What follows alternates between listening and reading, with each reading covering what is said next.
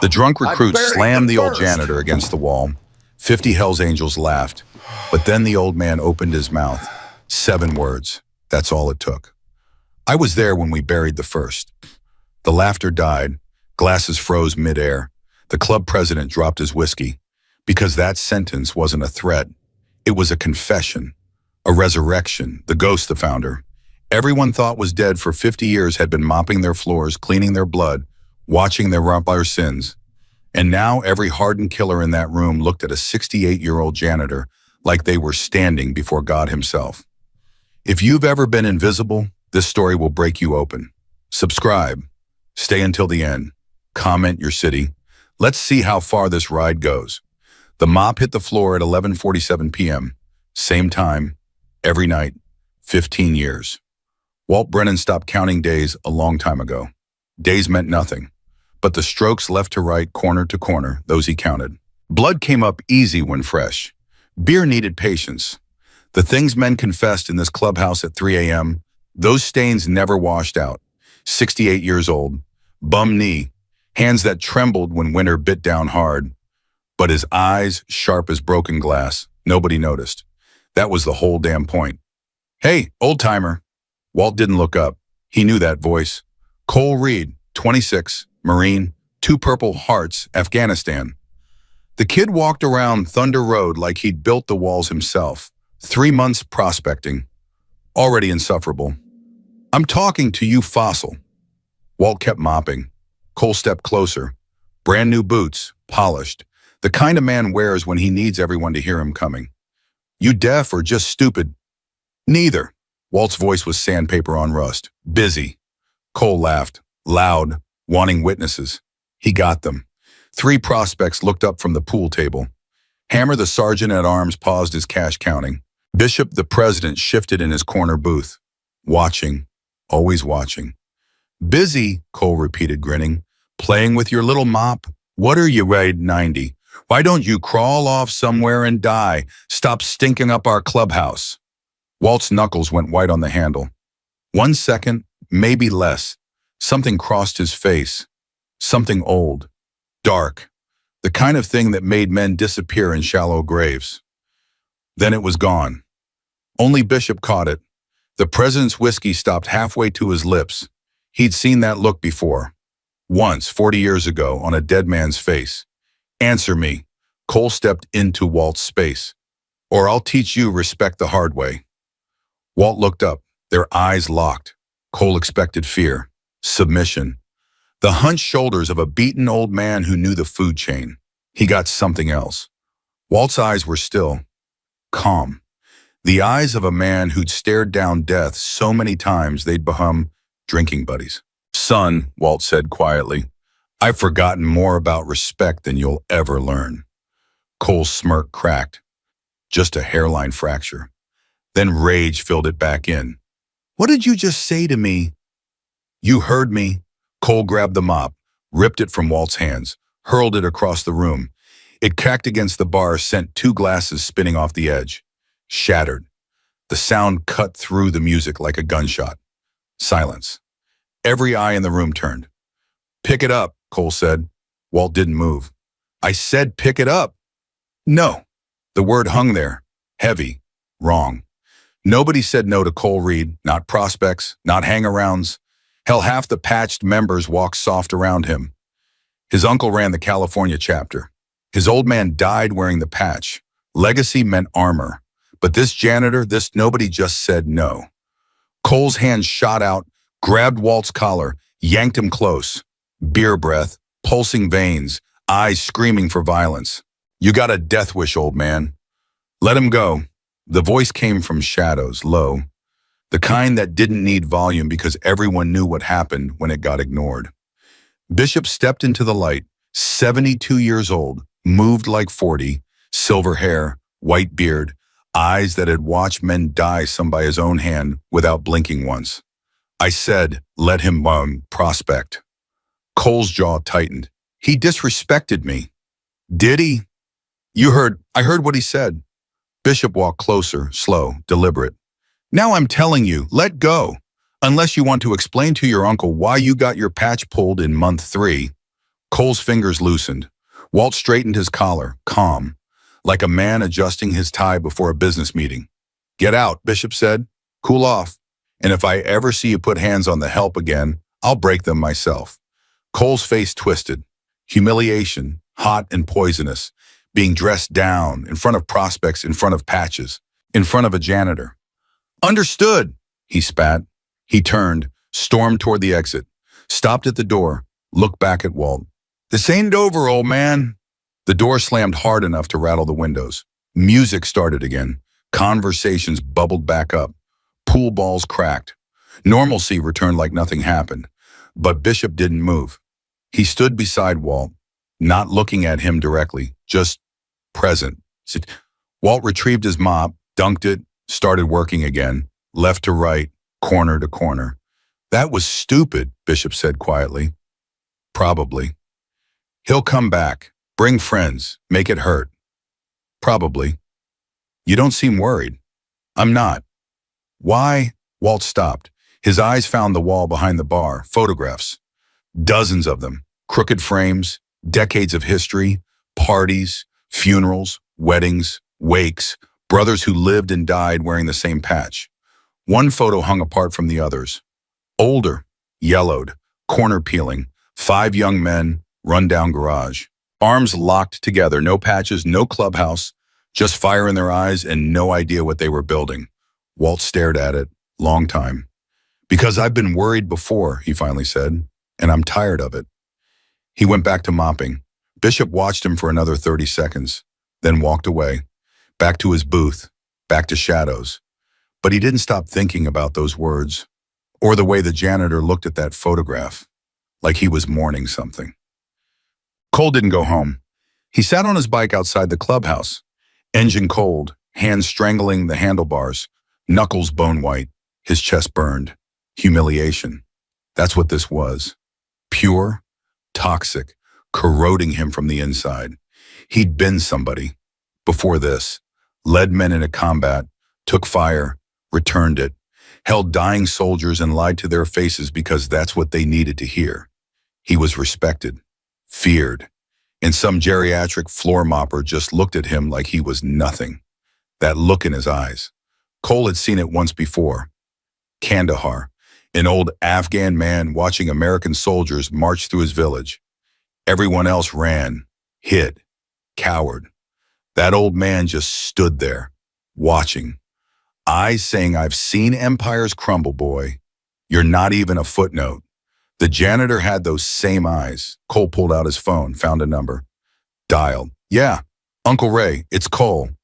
Hell, you calling this late for, need you to look someone up. Who? Janitor at Thunder Road. Old guy. Walt something. Been here 15 years. Silence. Too long. Uncle Ray, why you asking about a janitor? Something in his voice. Careful. Guarded. Wrong. He mouthed it off to me. Want to know who he is? More silence. Leave it alone, Cole. What? I said leave it alone. Forget about the janitor. That's not a request. Why, I am. Because I'm telling you to. The line went dead. Cole stared at his phone. Uncle Ray had been a Hell's Angel for 40 years. Done things that would put most men away forever. Didn't scare easy. Didn't back down from anything. But he just told Cole to leave an old janitor alone. Why Cole pocketed his phone, started his engine, didn't head home, headed for the county records office. If there was one thing Cole Reed couldn't stomach, it was being told no. Back inside, the night bled out slow. Members drifted away. Prospects cleaned up. Hammer locked the safe. Bartender killed the neon signs. 2 a.m., only 3 left. Bishop, Boomer, Walt. Boomer was the oldest patch still breathing. 74, liver spots, racking cough, memory stretching back to the very beginning. He'd been there when the club was nothing but 5 angry kids and borrowed motorcycles. He'd been there for everything, including the night they buried the first. Shouldn't have done that, Boomer said, lowering himself into a chair, joints popping. Kid's gonna come after you hard. Walt kept mopping. Let him. He's connected. His uncle. I know who his uncle is. Boomer shot Bishop a look. Then you know.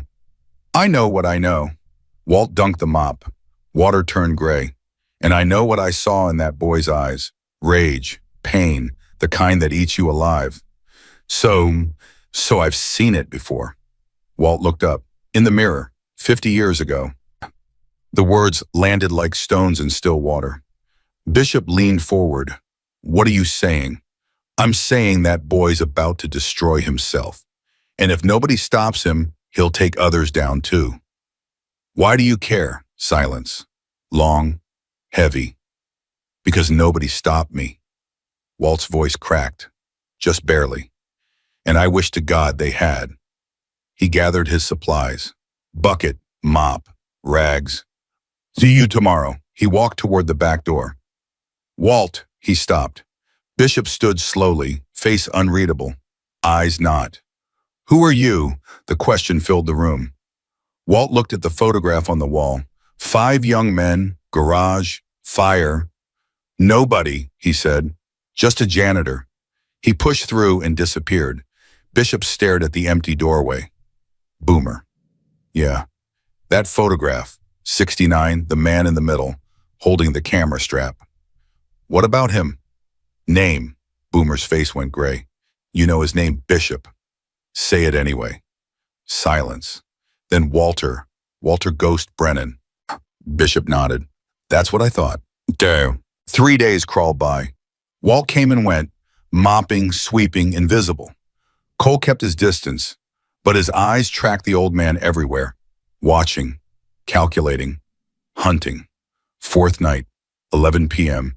Cole burst through the clubhouse door, wild-eyed, breathless, clutching a manila folder like he'd found the Ark of the Covenant. Bishop, you need to see this. The president looked up. Cole slammed the folder on the bar. Papers exploded across the surface. Newspaper clippings, photographs, police reports, yellowed, decades old. I found out who he is, the janitor, everything. Hammer walked over. Boomer stood. Prospects gathered. Cole spread the documents. Walter Brennan, born 1957, Reno, Army, 2 tours Vietnam. Came back 72, hooked up with bikers trying to form a chapter. He held up a photograph. Young men, motorcycles, garage. Looked familiar. Bishop's jaw clenched. He wasn't just a member. Cole's voice rose. He was a founder, one of the original 5. They called him Ghost because he could vanish and reappear like smoke. He was the peacemaker, the strategist, the one who turned 5 warring factions into one brotherhood. He pulled out a newspaper clipping. The headline made the room go cold. Biker massacre leaves 7 dead suspect vanishes. December 15th, 1975, Cole read. 7 members of the Desert Rats found shot to death. Warehouse, Carson City. Witnesses described a single shooter matching Walter Brennan's description. But when cops arrived, he was gone. He held up another document. Death certificate. Walter Brennan died December 20th, 1975. House fire. Body never recovered. That's impossible, Hammer said. If he's dead, he's not dead. Cole pointed toward the back room. He's been mopping our floors for 15 years. Silence. Total. Then a voice from the doorway. Always wear 2 clitter for your own good. Everyone turned. Walt stood there, mop in hand, bucket at his feet. He looked ancient, tired, like a man carrying the weight of every grave he'd ever dug. Everything in that folder is true, he said, except one thing. Cole's voice shook. What? Walt walked slowly toward the bar. Every eye tracked him. He picked up the massacre clipping, read it, put it down. The 7th man I killed that night. He wasn't a desert rat. Then who? Walt's eyes went somewhere far away. A negotiator, sent by another club to broker peace, unarmed, trying to stop the war before it started. His voice splintered. I shot him anyway, so blind with rage I couldn't tell friend from enemy. Nobody breathed. His name was Marcus Vance, wife, 3-year-old son, found out later, much later. Walt looked at the photograph on the wall. That boy's name was Victor. Grew up, started calling himself Viper. Cole went white. Viper, the one hitting our chapters. Walt nodded. He's not trying to destroy the Hells Angels. He's trying to destroy me, hunting the ghost for 50 years. He turned to Bishop. And now, thanks to your prospect, he's going to find me. The truth detonated. Members scrambled. Phones appeared. Calls went out. Within an hour, every patch in Nevada knew the ghost was alive. Viper was coming. War had an address, but Cole didn't move. He stood frozen at the bar, staring at Walt, drowning. I wasn't trying to. Yes, you were. Walt's voice held nothing. No anger, no accusation. Just fact. You wanted to hurt me because I embarrassed you, made you feel small. I didn't know. Would it have mattered? Cole opened his mouth, closed it, looked away. Walt moved closer, close enough to see the fur, the shame, the boy underneath the soldier. You remind me of myself, Walt said. 50 years ago, same rage, same pain, same desperate need to prove you matter. I'm nothing like you. You're exactly like me. That's why I stayed. Cole's head snapped up. What? Walt glanced at Bishop. Something passed between them. Old, unspoken. Could have run years ago, kept running forever, but I came back. Took a job cleaning toilets because I wanted to watch. Watch for what? For the next me, the next angry young man about to burn everything down because he couldn't handle what was burning inside. Walt put a hand on Cole's shoulder. I've watched you since day one. The way you push people away, pick fights you don't need. Look at yourself in mirrors when you think no one sees. Cole's eyes glistened. You came back from war. Part of you didn't make it home, I know. Because I've been there, spent 50 years looking for pieces I left in the jungle. His grip tightened. You're not broken, son, just lost. And lost men can find their way back, if someone shows them the road. A tear escaped. Cole wiped it hard. Why tell me this? I just put a target on your back. Yes. Then why aren't you angry? Walt smiled, sheepish and tired, the smile of a man who'd burned through all his anger decades ago. Because I've been hiding 50 years. Maybe it's time to stop. 72 hours of chaos. Bishop locked down Thunder Road. Extra security, weapons checks, patrols on every road. Word went out to every Western chapter, ghost alive, Viper hunting, war incoming. Walt refused to hide. Every night, same time, same routine. Mop, bucket, invisible. You're insane, Hammer told him. Viper's got 50 men, taken out 12 brothers in 3 months, and you're mopping floors. It's what I do. It's suicide. Maybe. Don't you care? Walt stopped. Those eyes again. Ancient, steady. I stopped caring about my own life 50 years ago. Night I killed Marcus Vance. Night I looked in the mirror and saw a monster staring back. He dunked the mop. But I care about this club, the men wearing this patch, and that kid. He nodded toward Cole, sitting alone, staring at nothing. Viper wants me. He can have me, but first I'm making sure that boy doesn't make my mistakes. Hammer shook his head. You're crazy, old man. Probably. Bishop should throw you out. He should, but he won't. No. Why? Walt smiled. Because he owes me. They all do. He wrung out the mop. Time I collected. 3 a.m. Clubhouse empty except for door guards. Walt did something he hadn't done in 15 years. He walked into the back room. Bishop sat alone, drinking, surrounded by photographs and ghosts. Figured you'd come, Bishop said without looking. We need to talk. Needed to talk for 15 years. You just never wanted to. Walt sat across from him. I want to now. Bishop poured a drink, slid it across. Walt took it. Didn't drink. Why didn't you say anything? Walt asked. You knew who I was, day one.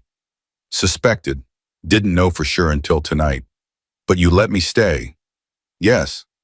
Why? Bishop leaned back, eyes drifting to the wall, the photograph, 5 young men, a lifetime ago. Because I owed you my life. His voice softened. July 75, 6 months before the massacre. Remember. Walt's face changed. Bar fight, sparks.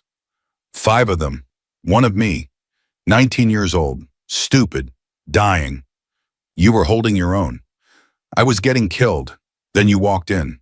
Walt looked at his untouched drink. Didn't know me. Didn't owe me nothing. But you walked into that fight like you'd been waiting for it your whole life. Dropped 3 before I got back on my feet. Bishop's voice thickened. After you looked at me, blood all over your face, knuckles split open, and said something I never forgot.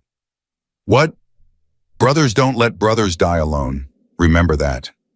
Silence, Omar. I've remembered every day since, Bishop said. Through everything, the good, the bad, the years I thought you were dead, I remembered. He reached into his jacket, pulled out something small, worn, faded, a patch. Walt recognized it instantly. His patch. The original ghost patch.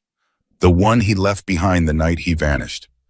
Kept this 50 years, Bishop said. Waiting for you to come back and claim it. Walt stared, his hands trembled. I don't deserve it. Maybe not, but it's yours. Bishop pushed it across the table. Question is, what are you going to do with it? Walt picked up the patch, slow, ran his fingers over worn leather, felt 50 years pressing down on his shoulders. I'm going to end this, he said, once and for all. How? Walt looked up. His eyes had changed, weariness still there, but something else underneath now, purpose. By doing what I should have done 50 years ago, facing the son of the man I killed, giving him truth. And if truth and enough, Walt placed the patch over his heart, then at least I'll die wearing this.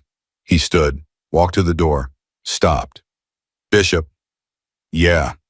Thank you for waiting. Bishop raised his glass. Brothers don't let brothers die alone, remember? Walt smiled. I remember. He pushed through. Gone. Bishop drained his glass, stared at the photograph of 5 young men, 1 garage, dreams that survived wars, betrayals, and 50 years of silence. God help us all, he whispered, because the ghost was ready to ride again, and this time he wasn't planning to come back. Dawn broke over Thunder Road, red and orange bleeding across the Nevada sky. Walt stood outside watching the sun climb. His mop and bucket sat forgotten by the door. In his hand, the old patch. Behind him, footsteps. Cole. The young man stopped a few feet away. Neither spoke for a long moment. I couldn't sleep, Cole finally said. Neither could I. Kept thinking about what you said, about being lost.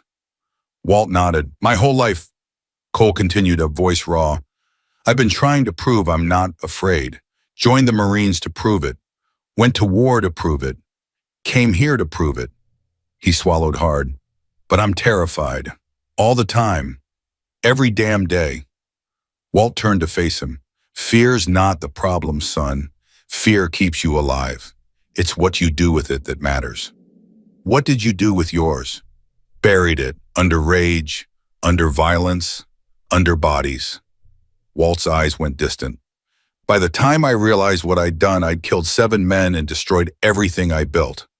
So what do I do? Walt looked at the patch in his hand, then at Cole. You make a different choice. He held out the patch. Cole stared at it. I can't take that. I'm not giving it to you, and I'm showing you. Walt opened his palm. The patch lay there, worn and faded, carrying half a century of weight. This piece of leather doesn't mean anything by itself. It's just thread and dye. What makes it matter is what you do while you're wearing it. He closed his fist around it. I wore it wrong. Let anger drive. Let pain steer. Ended up here mopping floors, hiding from a past I couldn't outrun. He met Cole's eyes. You don't have to end up like me. Cole's jaw trembled. How do you know? Because you're standing here, asking questions instead of throwing punches. That's more than I ever did at your age. The sun climbed higher. Light spilled across the parking lot, catching the chrome of a dozen motorcycles. Cole looked at them, then back at Walt. Viper's coming. Yes. What happens when he gets here? Don't know yet.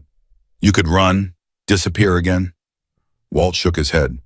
Running's what got me here. 50 years of running, 50 years of hiding, 50 years of watching from the shadows while everyone I loved thought I was dead.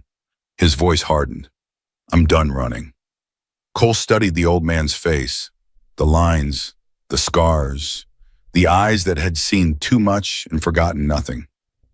Then I'm staying too. No, I'm not asking permission. I said no. And I said I'm staying. Cole stepped closer. You told me lost men can find their way home if someone shows them the road. Well, I'm looking at someone, and I'm not walking away. They stared at each other. Old man, young man, ghosts of different wars. Finally, Walt smiled, small, tired, but real. You're stubborn. Learned it from a janitor. Walt laughed. First time in years. Rough, rusty, but genuine. All right, he said. You want to stay, stay.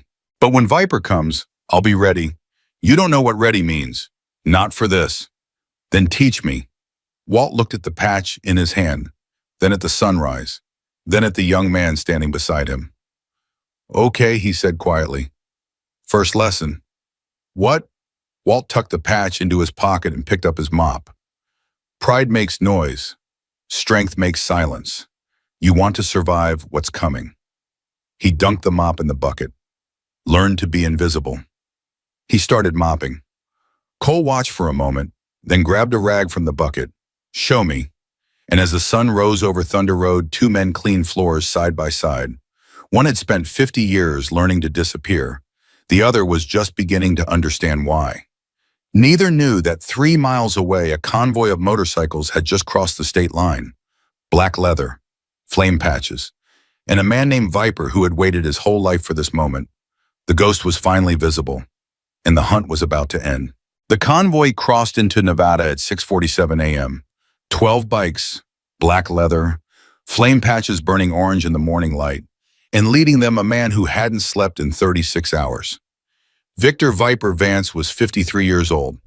Gray streaked his beard, scars mapped his knuckles, but his eyes were 3 years old again, watching his mother collapse when the police came to the door. Your father's dead, ma'am. Shot in a warehouse. No suspects. 50 years of that memory. 50 years of hunting. And now finally the ghost had a face. How far? Viper asked without turning his head. 3 hours, his lieutenant answered. Maybe less if we push. We push. The engines roared louder. 3 hours. After 50 years, 3 hours felt like nothing. And everything. Back at Thunder Road, Walt felt it before he heard it. That old instinct. The one that kept him alive in Vietnam. The one that whispered when death was riding close. He stopped mopping. Cole noticed. What? They're coming. How do you know? Walt didn't answer. He just set down the mop and walked toward Bishop's office. Cole followed. Bishop was on the phone when they entered. His face told the story before his words did. Understood. Keep eyes on them. Don't engage. He hung up. 12 bikes, Bishop said. Crossed the state line 20 minutes ago. Vipers leading. Walt nodded. No surprise. No fear. How long? 3 hours, maybe less. Cole stepped forward. We should set up defenses. Call in reinforcements from no. Walt's voice cut through like a blade. No reinforcements. No war. This is between me and him. Are you insane? Cole's voice cracked. 12 men, coming to kill you, and you want to face them alone? I didn't say alone. Walt looked at Bishop. I said no war. There's a difference.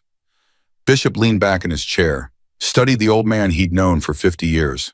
The ghost who'd haunted this club since before most members were born. What do you have in mind? A conversation. Cole laughed, bitter, disbelieving. A conversation with a man who spent his whole life wanting to kill you. That's exactly why it needs to be a conversation. Walt turned to face Cole fully. You want to know the difference between us, son? Between who I was and who I'm trying to be. Cole said nothing. 50 years ago, I would have grabbed every gun in this clubhouse and ridden out to meet them head on. Would have turned that highway into a graveyard. Would have added more bodies to the pile I was already carrying. His voice softened. But bodies don't solve anything. They just make more ghosts, and there are already too many ghosts in this story. Bishop stood slowly. You really think you can talk your way out of this? No, I think I can give him something better than revenge. What's better than revenge? Walt's eyes went distant. Truth. The word hung in the air. Bishop looked at Cole. Cole looked at Bishop. Neither knew what to say. Finally, Bishop spoke. All right, you want your conversation, you'll get it. But not alone. I'm coming with you. Bishop. Non-negotiable. You saved my life once. I'm not letting you throw yours away without backup. Walt studied his old friend, saw the stubbornness in his jaw, the loyalty in his eyes. Fine, you and me, nobody else. I'm coming too. Both men turned to Cole. No, Walt said immediately. You don't get to decide that. I just did. And I'm ignoring it. Cole stepped closer. You told me to learn to be invisible. You told me lost men can find their way home. Well, this is me finding my way. You don't get to push me out now. Walt's jaw tightened. This isn't your fight. You made it my fight. The moment you decided to see something in me instead of through me. Silence. Long. Charged. Finally, Walt shook his head. You're going to get yourself killed. Then teach me how not to. Something shifted in Walt's expression. Pain. Pride. The complicated weight of watching someone choose to stand beside you even when standing meant bleeding. All right, he said quietly. But you follow my lead, no matter what.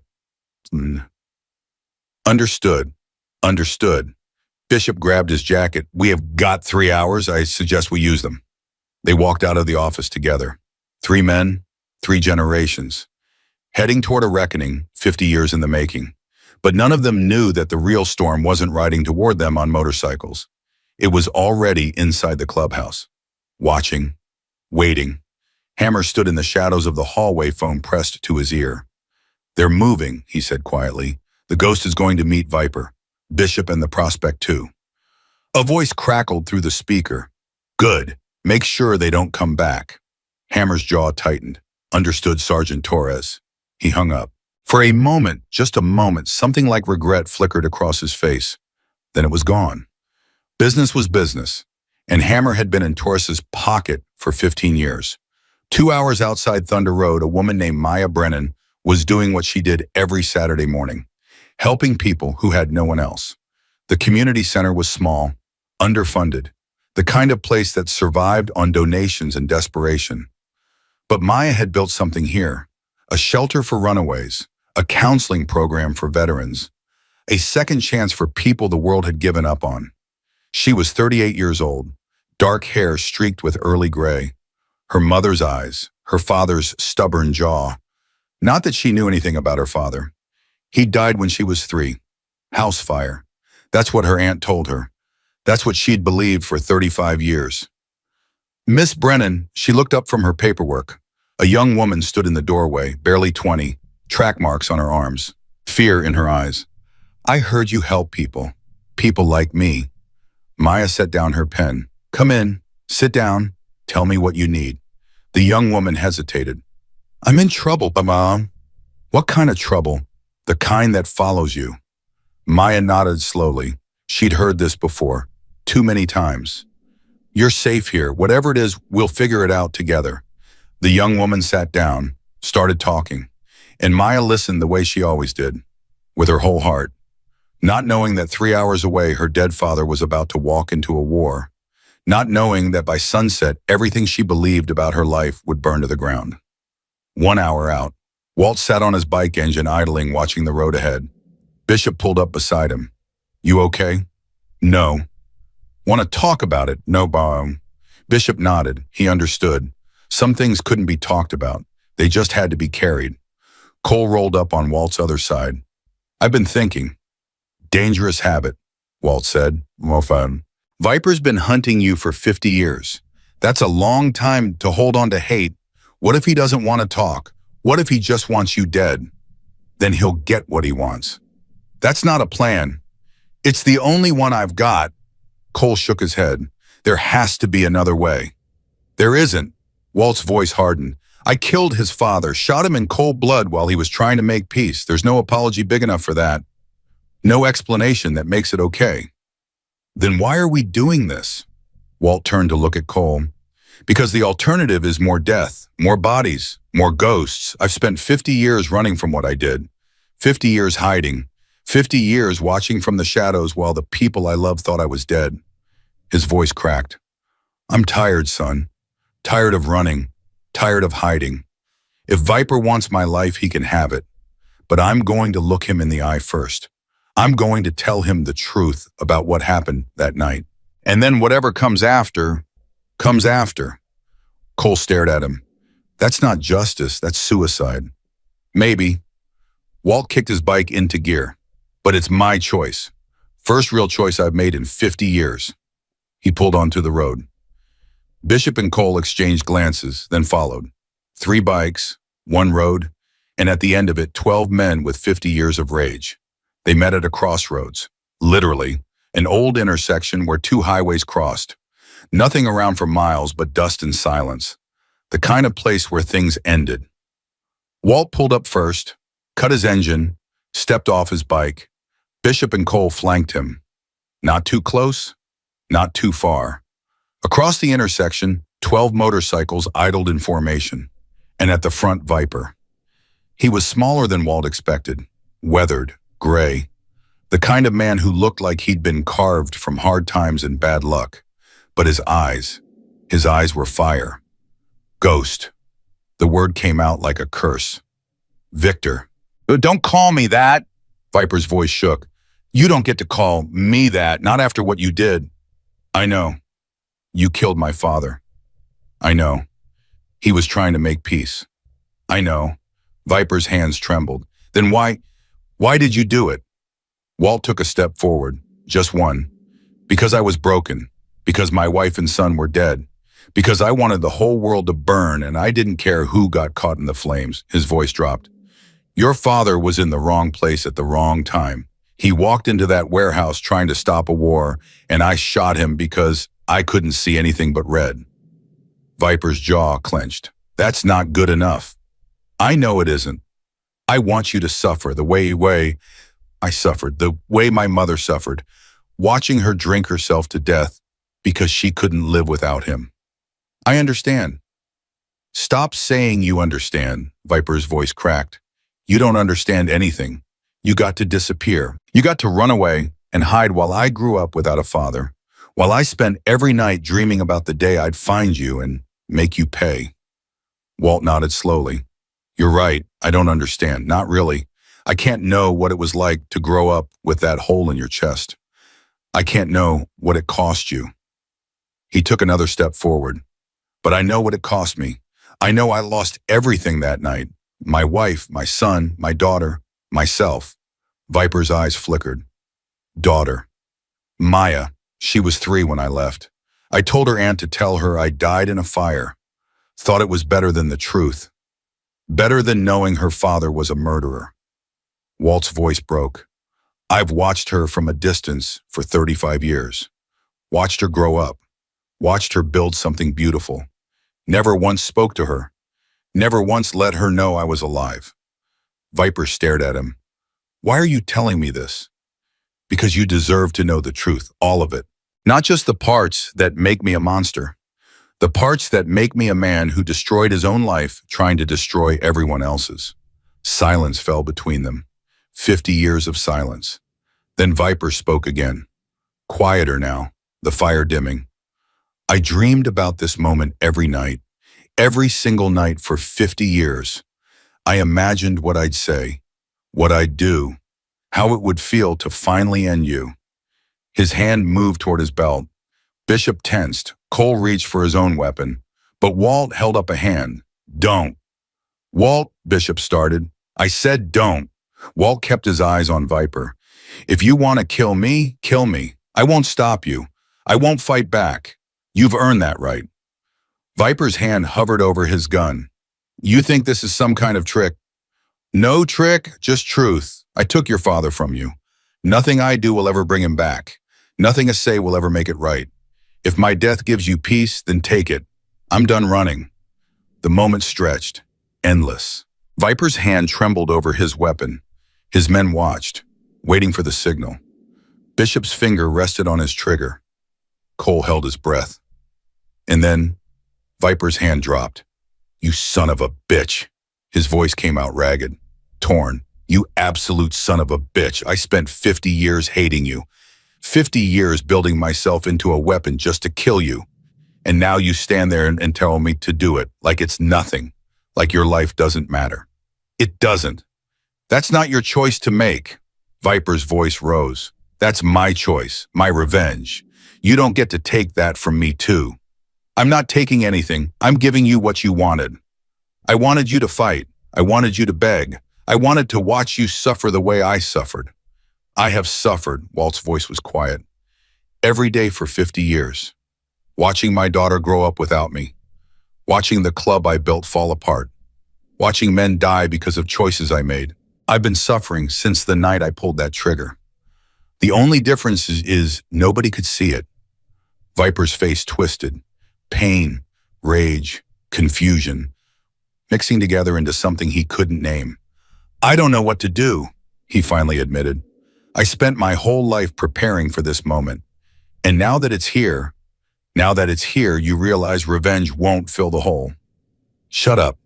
It won't bring your father back. Won't give you back your childhood. Won't make your mother's ghost stop haunting you. I said shut up. The only thing revenge does is make more ghosts, more pain, more sons growing up without fathers, more daughters thinking their dads are dead. Viper's eyes glistened. What do you want from me? Nothing. Walt took another step forward. I want nothing from you. I just want you to know that I'm sorry. Not because it changes anything, not because it makes it better, but because you deserve to hear it from the man who destroyed your life. He was close now, close enough to touch. I'm sorry, Victor. I'm sorry I killed your father. I'm sorry I took him from you. I'm sorry for every night you cried yourself to sleep and every morning you woke up angry. I'm sorry for all of it.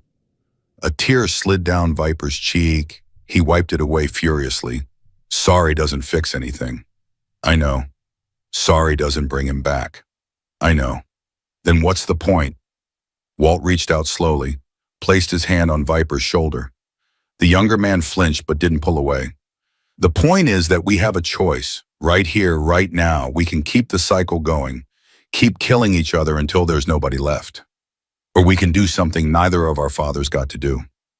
What's that? We can choose to stop. Viper stared at him, the fire in his eyes flickering, fighting, dying, and behind them something shifted in the formation. One of Viper's men reached for his gun, but it wasn't aimed at Walt. It was aimed at Viper. Down, Cole shouted. Everything happened at once. The shot rang out. Viper stumbled. Walt caught him. Bishop's gun was up, firing back. Cole dove for cover, pulling his weapon. Chaos erupted. But through it all, Walt held on to Viper, blood spreading across the younger man's chest. Stay with me. Stay with me. Viper's eyes were wide, shocked. My own men. Torres! Walt's voice was ice. He got to them, just like he got to everyone else. Who? Doesn't matter. What matters is you stay alive. You hear me, you stay alive. Viper coughed, blood on his lips. Why do you care? Because I'm done making ghosts. The gunfire stopped. Bishop stood over two bodies, Viper's betrayers. The rest of Viper's men had scattered, running, confused. Cole rushed over. How bad? Bad. Walt pressed his hands against the wound. We need to get him somewhere, now. Hospital's 40 minutes. Not a hospital, they'll be watching. Walt's mind raced, then stopped on a single thought, Maya, his daughter. The one person he'd protected from a distance for 35 years. The one person who didn't know he existed. I know a place, he said quietly, but you're not going to like it. Where? Walt looked up at Cole, pain in his eyes, fear, and something else, resignation. My daughter's shelter, 20 minutes from here. Cole stared at him. Your daughter who thinks you're dead. Yes. Walt? I know. He lifted Viper carefully, but she's the only person I trust, and right now trust is all we've got.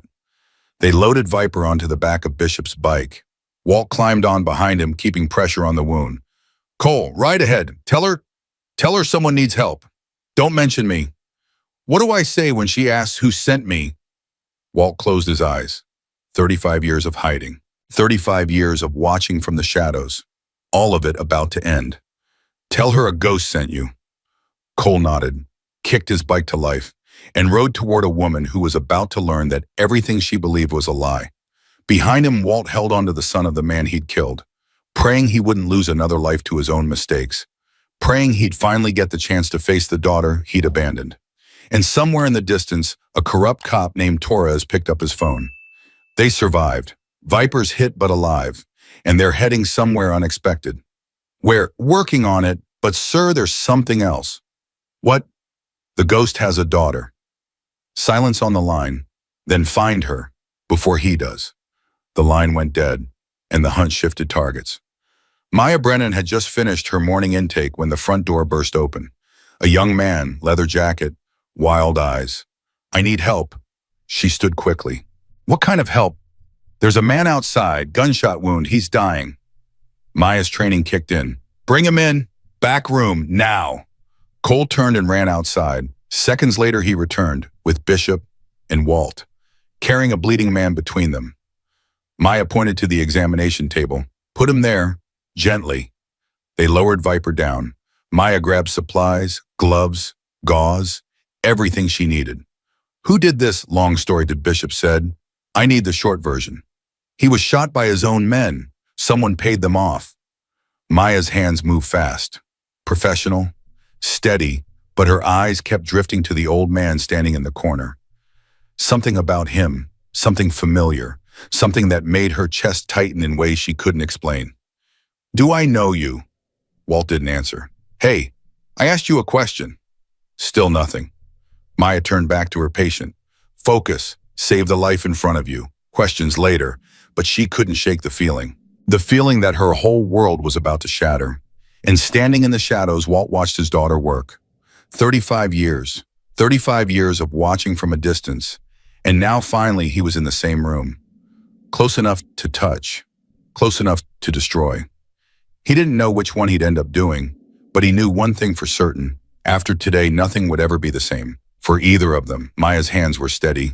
They had to be. The bullet had torn through muscle, nicked an artery. Another inch to the left, and Viper would already be dead. She worked fast. Pressure, clamp, suture. The same motion she'd practiced 1,000 times on training dummies that never bled this much. He's losing too much blood. Can you save him? Bishop asked. I don't know. Maybe. If you all stop hovering and let me work. Cole stepped back. Bishop didn't. But Walt, the old man in the corner, he hadn't moved at all. Just stood there, watching her with eyes that looked like they were carrying something heavier than this moment. Maya glanced at him again. That feeling wouldn't go away. The tightness in her chest, the whisper in the back of her mind saying she knew this man. But that was impossible. She didn't know any bikers, didn't know anyone who ran in these circles. Her life was paperwork and counseling sessions and underfunded programs. Not gunshot wounds and leather jackets. Focus. She turned back to Viper. His breathing was shallow, pulse weak, but the bleeding was slowing. The sutures were holding. He's stable. For now. For now, Cole asked. He needs a real hospital, real equipment, real doctors. I'm a social worker with first aid training, not a surgeon. Hospital's not an option, Bishop said. They'll be watching. Who's they? Silence. Maya pulled off her bloody gloves, threw them in the trash. Someone want to tell me what's going on? Who shot this man? Why can't he go to a hospital? And who the hell are you people? Cole looked at Bishop. Bishop looked at Walt. Walt said nothing. Hello? I just saved a man's life in my community center. I think I deserve some answers. Still nothing from the old man. Maya's patience snapped. Fine, you don't want to talk. Get out, all of you. Take your friend and go. We can't do that, Bishop said. Why not? Because they're coming for you too. Maya froze. What did... Bishop stepped forward. The people who shot this man, they know about this place now. They know you're connected to... He stopped, glanced at Walt. Connected to what? To him. Bishop pointed at Walt. Maya turned slowly. The old man hadn't moved, still standing in the corner, still watching her with those haunted eyes. I've never seen this man before in my life. Yes, you have. Walt's voice finally broke the silence. Quiet, rough, like words scraped across gravel. You just don't remember. Maya stared at him. What are you talking about? Walt took a step forward. Just one. You were 3 years old. Last time I saw you, you were wearing a yellow dress, your mother's favorite color. You were laughing because the dog next door had gotten into the garbage again. Maya's blood went cold. How do you know that? Because I was there. That's impossible. The Only people there were my mother and my... She stopped. The word caught in her throat. Father, no. Walt took another step. Maya, no, my father died. House fire. When I was 3, my aunt told me there were records, a death certificate. The records were fake. The fire was staged. I needed everyone to think I was dead. Why, because I was dangerous, because I'd done things that would have destroyed you if you knew, because the only way to protect you was to disappear. Maya's hands started shaking. You're lying. I wish I was. Unless you're a stranger, some biker I've never met. You don't know anything about me. I know everything about you. Walt's voice cracked. I know you graduated top of your class at Nevada State. I know you turned down 3 job offers in California to stay here and help people who couldn't afford help. I know you volunteer at the Veterans Shelter every Thanksgiving. I know you still light a candle on your mother's birthday. Tears streamed down Maya's face. Stop. I know you keep a photograph in your desk drawer, the one of you and your mother at the beach. You were 2 years old. I took that picture. Stop it. And I know you visit my grave every year, April 15th, even though there's nothing in it. Maya's knees buckled. Cole caught her. Easy, easy. Get off me. She pushed him away, stood on her own, wiped her face hard. 35 years. Her voice came out like broken glass. 35 years. I thought you were dead. I mourned you. I grieved you. I built my whole life around the hole you left. I know. And you were alive this whole time watching me? Yes. Why didn't you say anything? Why didn't you come back? Because I was trying to protect you. Protect me from what? Walt's face aged 10 years in a single breath. From me. The room went silent. Maya stared at the man who was supposed to be her father, the ghost who had haunted her childhood without ever showing his face. What did you do? Walt closed his eyes. I killed people. A lot of people. The night your mother died, something broke inside me. I went to war with everyone I blamed. Shot 7 men in a warehouse. One of them was innocent. He opened his eyes. His name was Marcus Vance. On the table, Viper stirred. That man right there, that's his son, Victor. He spent 50 years hunting me, wanting revenge for what I did to his father. Maya looked at Viper, then back at Walt. So all of this, the shooting, the running, coming here, it's all because of you. Yes. And now people are coming to kill you. Yes. And me, Walt's jaw tightened. I won't let that happen. Maya laughed, bitter, hollow. You won't let that happen. The dead man who's been hiding for 35 years is going to protect me. Maya, don't. She held up her hand. Don't say my name like you know me, like you have any right to care about me. You gave up that right when you let me cry at an empty grave. Walt flinched like she'd hit him. You're right. I know I'm right. I'm not asking for forgiveness. I don't deserve it. Then what do you want? Walt looked at her, really looked at her, like he was memorizing every line of her face. I want you to survive. Whatever happens next, I want you to live. That's all I've ever wanted. Before Maya could respond, Cole's phone buzzed. He checked it. Face went pale. Bishop, we've got a problem. What, Hammer? He just texted the club. Said he's bringing backup to secure the ghost. 20 men rolling out now. Bishop swore. Torres got to him. Torres the cop. Dirty cop, been on someone's payroll for years. We never knew whose. Now we do. Walt's expression hardened. How long until they get here? Cole checked his phone again. 30 minutes, maybe less horas. Then we move, now. Oh, move where? Maya demanded. I've got a man bleeding on my table and apparently a hit squad coming to kill me. Where exactly are we supposed to go? Walt turned to her. There's a place. Old safe house from the 70s. Nobody knows about it except me and one other person. Hoopao, Boomer, back at the clubhouse. Bishop pulled out his phone, dialed, waited. No answer. He's not picking up. Walt's face shifted. Try again. Bishop dialed. Again. Nothing. Something's wrong. Cole moved toward the door. I'll ride back. Check on him. No. Walt grabbed his arm. If Torres has people at the clubhouse, you'll be walking into a trap. Then what do we do? Walt looked around the room. Bishop, Cole, Maya, Viper on the table. 5 people, 1 vehicle, 20 men coming. We split up. Walt, listen to me. Bishop, you take Viper. Get him to County General.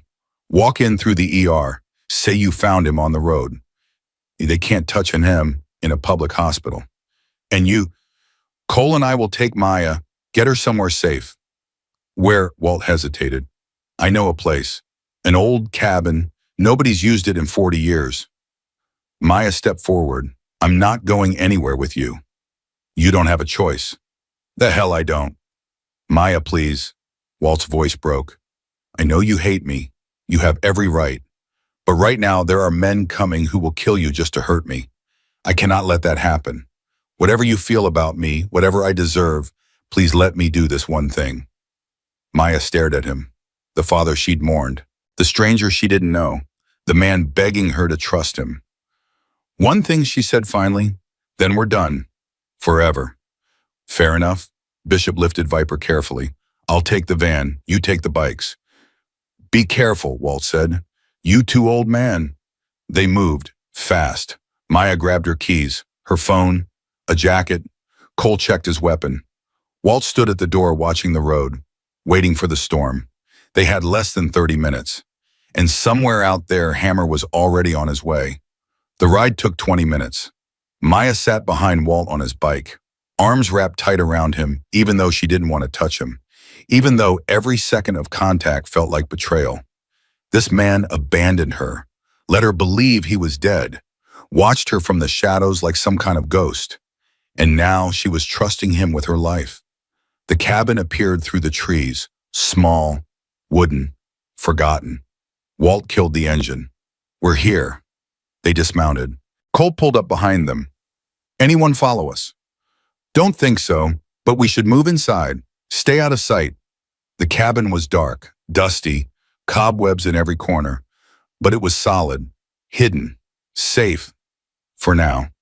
Maya walked to the window, stared out at the darkening sky. You really lived here once? Walt nodded. After I came back from Vietnam, before I met your mother, this was the first place that felt like home. And you just kept it all these years.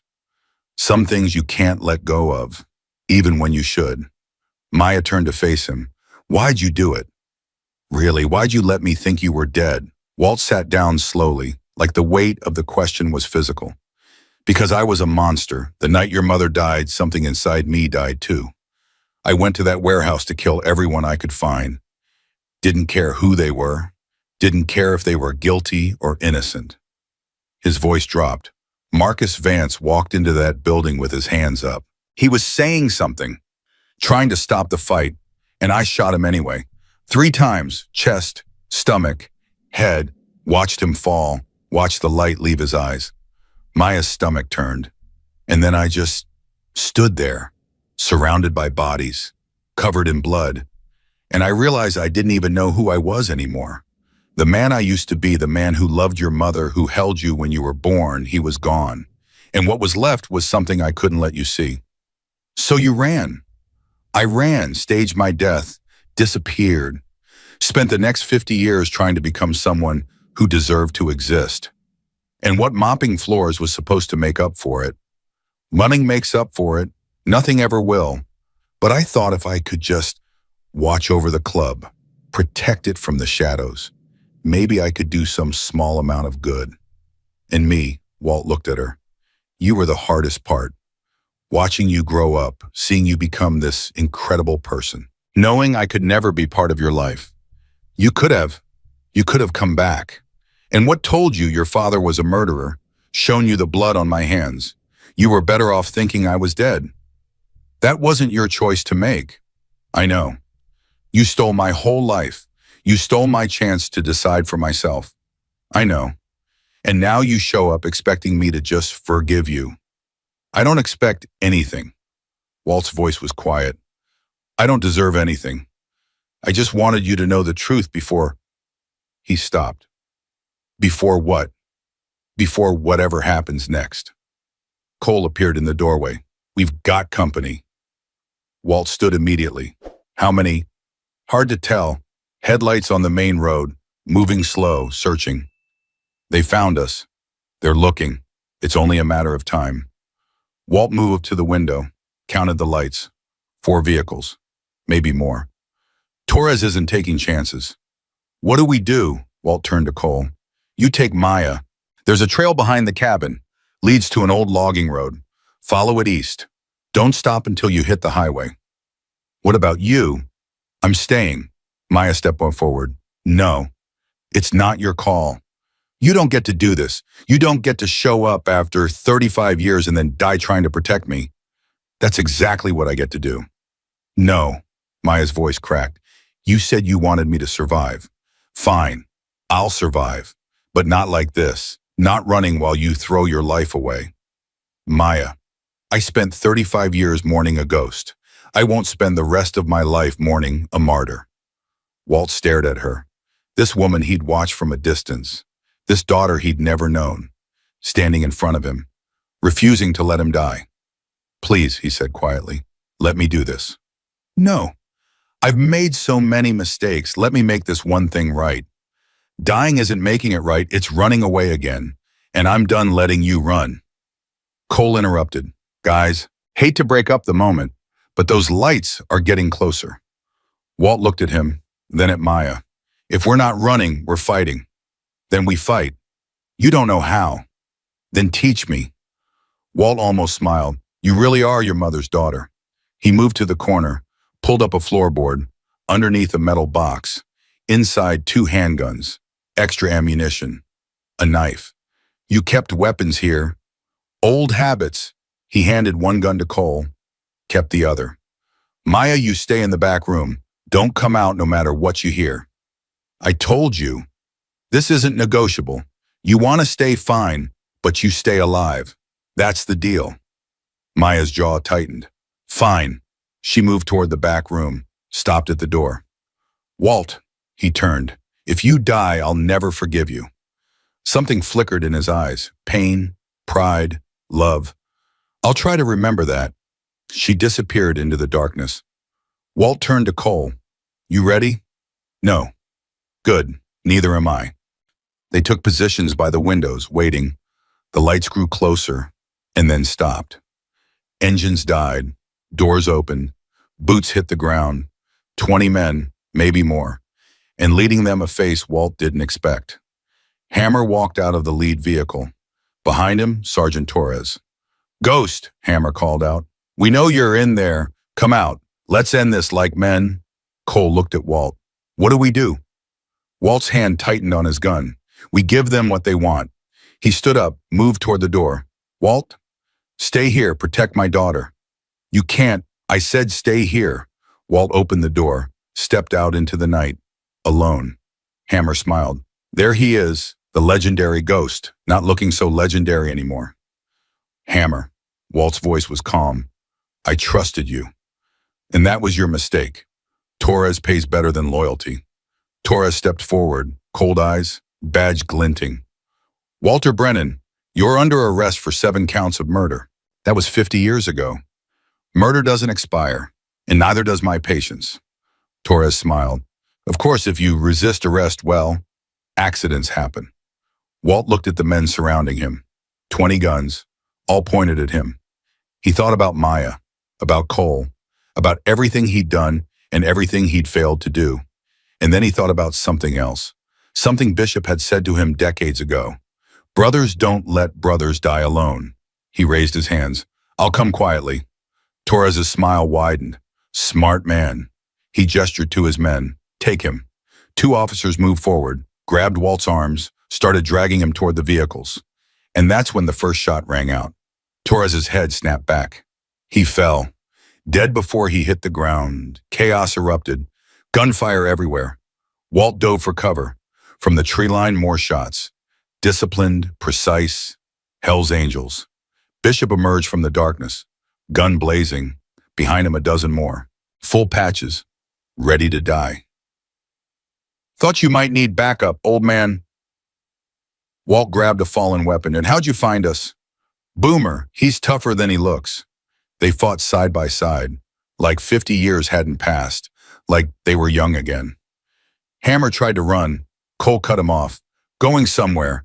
Hammer raised his gun. Cole was faster. One shot. Clean. Hammer went down. And just like that, it was over. Torres dead. Hammer dead. Their men either fled or surrendered. The cabin stood, and inside Maya emerged from the back room. She looked at the bodies, at the blood, at her father standing in the middle of it all, still alive. You didn't die. Walt lowered his weapon. You said you'd never forgive me if I did.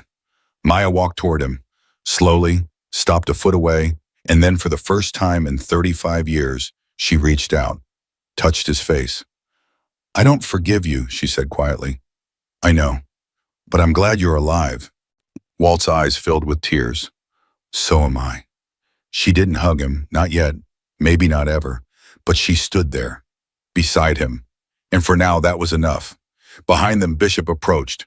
We need to move. More might be coming. Walt nodded. What about Viper? Stable. Hospital's got him. He's gonna make it. Good. What happens now? Walt looked at his daughter, then at Cole, then at the brothers who had come to save him. Now, he said quietly, we rebuild. He picked up his gun, walked toward the bikes, and for the first time in 50 years, the ghost wasn't running. He was riding home. The ride back to Thunder Road took 40 minutes. 40 minutes of silence. 40 minutes of Maya's arms wrapped around Walt's waist. 40 minutes of a daughter holding on to a father she'd spent 35 years believing was dust and ashes. She didn't speak, neither did he. Some things couldn't be fixed with words. Some wounds needed time before you could even look at them. Cole rode behind them, Bishop up front. The rest of the brothers flanked them like an honor guard, escorting royalty home. Except this wasn't royalty. This was a broken family trying to figure out what came next. Thunder Road appeared through the morning haze. The clubhouse looked different somehow, smaller, older, like a place that had seen too much history and was tired of carrying it.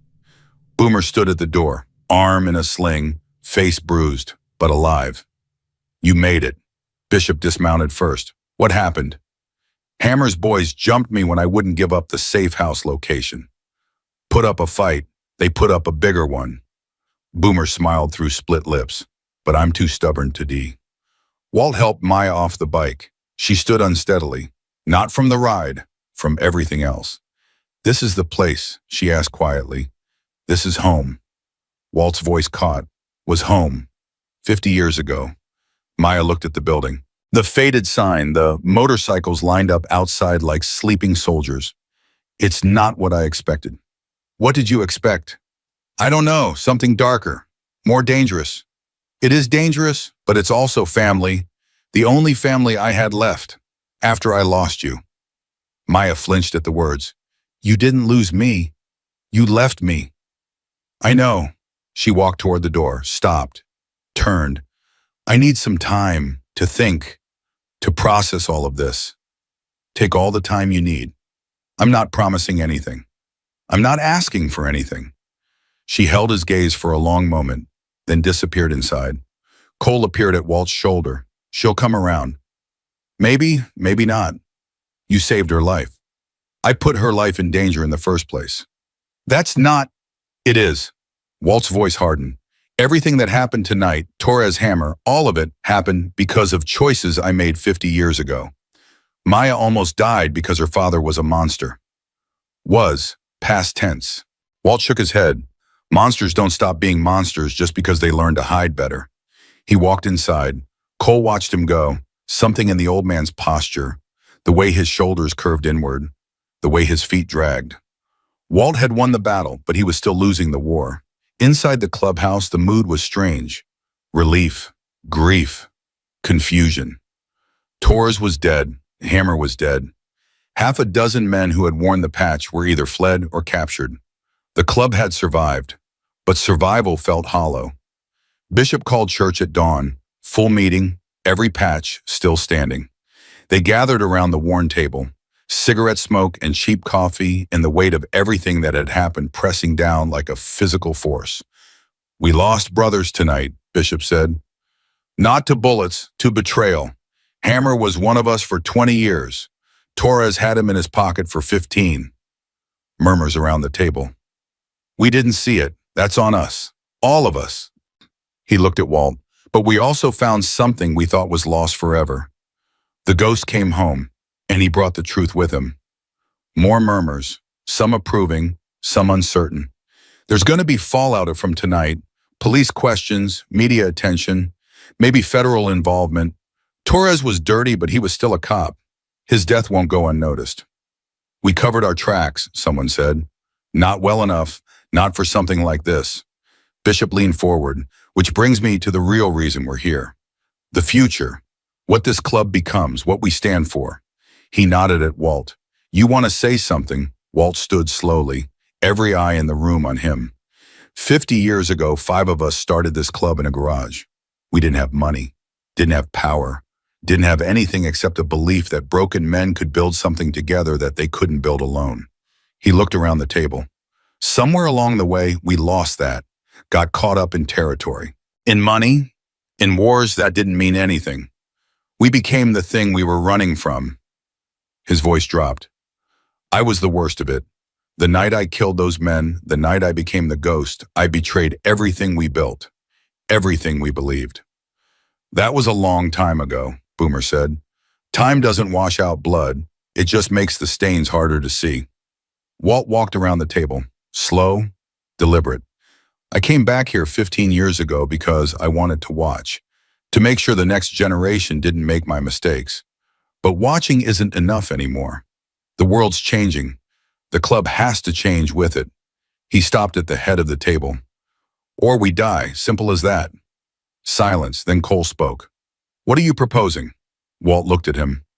Something new. A chapter that's not about territory or money or power. A chapter that goes back to what we started, helping broken men find their way home. That's not how clubs work, someone said.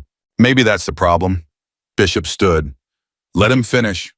Walt nodded gratefully. I'm not talking about charity. I'm talking about purpose. Veterans coming home with nowhere to go. Kids aging out of foster care with no family. Men getting out of prison with no second chance. We could be that for them, the way this club was for me, for I ruined it. Murmurs again, different this time, interested. We call it Phoenix Rising, new chapter, new mission, same brotherhood. Who leads it? Someone asked. Walt turned to Cole. He does.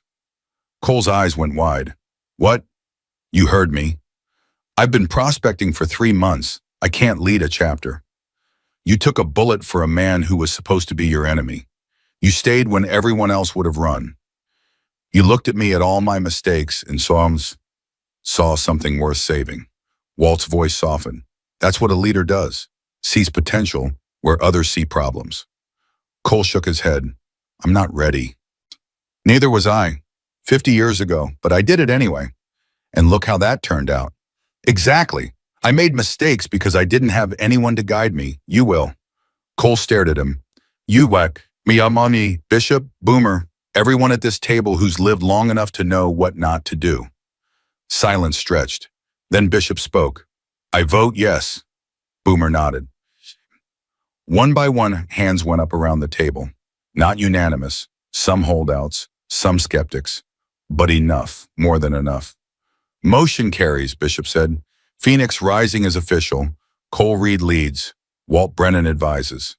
He looked at Walt. Welcome home, Ghost. Walt didn't smile, didn't celebrate. He just nodded. Because he knew the hardest part wasn't behind him. It was waiting for him in the back room. Maya hadn't slept. She sat in a corner of the clubhouse, nursing a coffee that had gone cold hours ago, staring at a wall covered with photographs. Decades of history, faces she didn't recognize. Lives that had nothing to do with her. Except one, a young man in one of the older photos.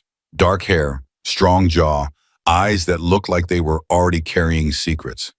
Her father, before the killing, before the running, before everything. He looked so young, so full of possibility. What happened to that man? You found the picture. She didn't turn. She knew his voice now, knew his footsteps. You were handsome. Long time ago. What happened? Walt moved closer, stood beside her, looking at the same photograph. War happened. Your mother happened. Losing her happened. She wasn't killed in a fire, was she? No. How? Walt's jaw tightened. A rival gang. Retaliation for something I'd done. They came to our house. Shot through the windows. She was holding your brother when the bullet hit her. Maya's breath caught. Brother, Michael, he was 5. Same bullet took them both. You never told me I had a brother. You were 3. You didn't remember him. I thought it was better that way. Better for who? Better for you. Better than knowing the violence that destroyed our family. Maya's hands trembled around the cold coffee cup. So you killed them? The people who did it? Yes. All of them? Yes. Including an innocent man? Yes. She finally turned to face him. And then you left me alone with an aunt who didn't want me, growing up with nothing but questions and an empty grave. Yes. Why should I ever forgive you for that? Walt met her eyes. You shouldn't. Maya blinked. What? You shouldn't forgive me. What I did leaving you, lying to you, watching from the shadows while you struggled, there's no excuse for it. No justification. I was a coward. I told myself I was protecting you, but the truth is I was protecting myself. From having to look in your eyes and see what I'd become. His voice broke. I don't deserve your forgiveness, Maya. I don't deserve anything from you. But I'm asking anyway, not for me. For you. For me. Because carrying anger is heavy, I know. I've carried it for 50 years. It doesn't get lighter, it just gets heavier. And you deserve better than that. Maya's eyes filled with tears. You don't get to tell me what I deserve. You're right, I don't. You don't get to show up after 35 years and give me advice on how to live my life. I know. You don't know anything about me, about who I am, about what I've been through. I know more than you think. Maya slammed the coffee cup down. Stop saying that. Stop acting like watching from a distance makes you my father. It doesn't. A father is there, a father shows up. A father doesn't let his daughter think he's dead for 35 years. Her voice echoed through the empty room. Walt didn't flinch, didn't defend himself, just stood there, taking it. You're right, he said quietly, about all of it. Then why did you really leave? Walt closed his eyes. Because the night I killed those men, I felt something I'd never felt before. Not rage, not grief, something worse. He opened his eyes. I felt nothing. I pulled that trigger 7 times and felt absolutely nothing. Like I was already dead inside. Like the part of me that could love and feel and be human had died with your mother. His hand shook. And when I looked at you, this tiny innocent thing who still looked at me like I was her hero, I knew. I knew if I stayed, I would destroy you too. Not with bullets, with emptiness, with the nothing that had replaced my soul. Maya stared at him. So you ran. I ran, and I spent 50 years trying to find what I'd lost, trying to feel something again. Anything. Did you cry? Walt looked at her. The night you touched my face, after the shooting, when you said you were glad I was alive. He smiled, sad, broken, beautiful. That was the first time in 50 years I felt human. Maya's tears fell freely now. She didn't wipe them. I don't know how to do this. Neither do I. I can't just pretend the last 35 years didn't happen. I'm not asking you to. Then what are you asking? Walt reached out slowly, carefully, like approaching a wounded animal. He touched her hand. I'm asking for a chance, not forgiveness, not absolution, just a chance to know you, to be there for whatever time we have left. Maya looked at his hand on hers, the hand that had killed 7 men, the hand that had mopped floors for 15 years, the hand of her father. One day at a time, she said finally. That's all I can promise. One day at a time. She didn't hug him, didn't smile, but she didn't pull her hand away either. And for now, that was everything. 3 days later, Viper woke up. The hospital room was white, sterile. The kind of place where life and death happened with equal indifference. He opened his eyes to find Cole sitting beside his bed. You. Me. Viper tried to sit up. Pain shot through his chest. He fell back. Easy. You took a bullet. Nearly died. My men turned on you. Torres bought them. Viper's face twisted. Torres is dead. I know. The ghost. Alive, so is his daughter, so are you. Viper stared at the ceiling. He saved me. After everything. He saved me. That's who he is, who he's trying to be, Peace. I came to kill him. I know. And he caught me when I fell. I was there. Viper turned his head, met Cole's eyes. Why are you here? Because he asked me to come. The ghost. Walt. His name is Walt. Viper was quiet for a long moment. My whole life, he said finally, I've been chasing a ghost, building myself into a weapon. Everything I did, the men I hurt, the lives I destroyed, all of it was for revenge. For a father I barely remember. His voice cracked. And now it's over. Torres is dead. My men betrayed me. The ghost turned out to be an old man with sad eyes who just wanted to say sorry. He laughed, bitter, hollow. What do I do now?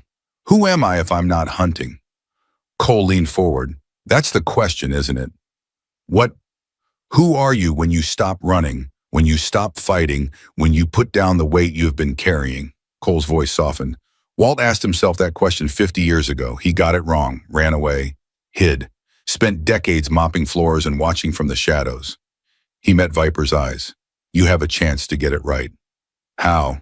Phoenix Rising, new chapter we're starting, for broken men who need a second chance. Viper stared at him. You're offering me membership. I'm offering you a choice. Same choice Walt gave me when I was at my lowest. You can keep being Viper. Keep hunting. Keep destroying yourself and everyone around you. Cole stood. Or you can be Victor again, the kid who lost his father, the man who deserves to heal.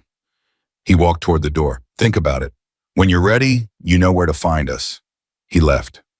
Viper lay alone in the white room, thinking about fathers, about sons, about the 50 years of rage that had led him here. And for the first time in his life, he considered the possibility that there might be another way. 2 weeks later, the first recruits arrived. A veteran from Iraq, missing an arm, missing a purpose, a kid from the foster system, 18 years old, aged out, nowhere to go, a man fresh out of prison, 10 years for assault, trying to rebuild. Cole met them at the door. Welcome to Phoenix Rising. They looked uncertain, suspicious, the way broken men always looked when someone offered them something that seemed too good to be true. What do we do here? The veteran asked. We rebuild, ourselves, each other, whatever needs fixing. That's it. That's everything. Walt watched from the corner, same corner he'd occupied for 15 years, same spot where he had been invisible. But he wasn't invisible anymore. The recruits looked at him with something like reverence. They'd heard the stories, the ghost, the massacre, the redemption. He didn't feel like a legend. He felt tired. But he also felt something else. Purpose. Maya appeared beside him. You started something. We'll see if it lasts. It will. She handed him a cup of coffee. People need what you're offering. What's that? Hope. That broken things can be fixed. That men who've done terrible things can still do good. Walt took the coffee, didn't drink it. You sound like you believe that. I'm working on it. She leaned against the wall beside him. I went to Mom's grave yesterday. Walt's chest tightened. I hadn't been in years. Kept telling myself I was too busy, too tired, too something. And I talked to her. Told her about you, about everything that's happened. What did she say? Maya almost smiled. She said I should give you a chance, that you were always better at making mistakes than fixing them, but that didn't mean you couldn't learn. Walt's eyes glistened. She really said that? No, I made it up, but it sounds like something she would have said.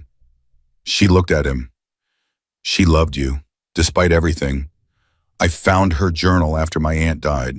She wrote about you, about the man you were before, the man she believed you could be again. I failed her. You failed everyone, including yourself. Maya's voice softened. But you're still here, still trying. That has to count for something. Walt looked at the recruits across the room. Cole showing them around. Bishop explaining the rules. Boomer telling stories that may or may not have been true. I don't know if I deserve this. Maybe you don't. Maybe none of us do. Maybe that's not the point. Then what is? Maya touched his arm, gently, briefly. The point is we get up anyway, we try anyway, we keep going even when we don't deserve to. She walked away. Walt watched her go, his daughter, the child he'd abandoned, the woman who was learning to see him, not as a hero, not as a monster, just as a man, trying to find his way home. 1 month later, Victor Vance walked into Thunder Road. Cole saw him first. You came. I came. Victor looked different. The hardness in his face had softened. The fire in his eyes had dimmed to something warmer. I thought about what you said, in the hospital. And I'm tired of being Viper, tired of chasing ghosts, tired of carrying my father's death like it's the only thing that defines me. He took a breath. I want to try. Whatever this is, I want to try Ma. Cole extended his hand. Victor took it. Welcome to Phoenix Rising.